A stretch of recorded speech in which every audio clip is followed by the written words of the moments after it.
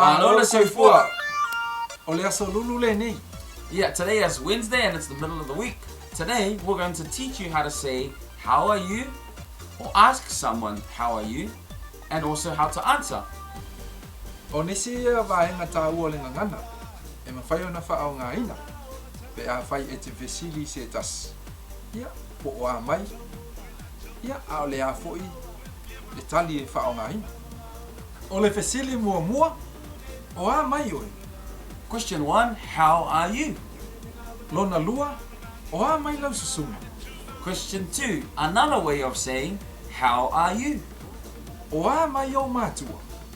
Number 3, how are your parents? Lona wha. O a mai le tau ainga.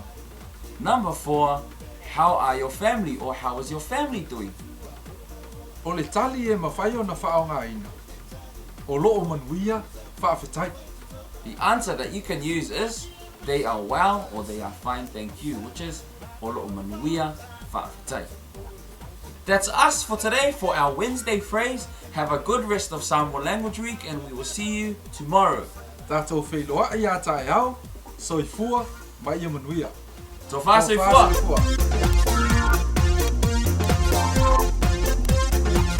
Malo soifua ai ia. Malo le soifua.